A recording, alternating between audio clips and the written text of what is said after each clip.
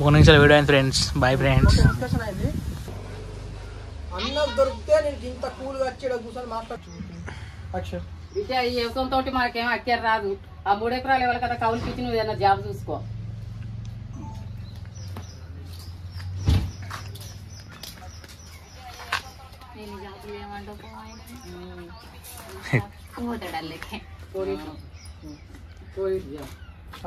అట్లనే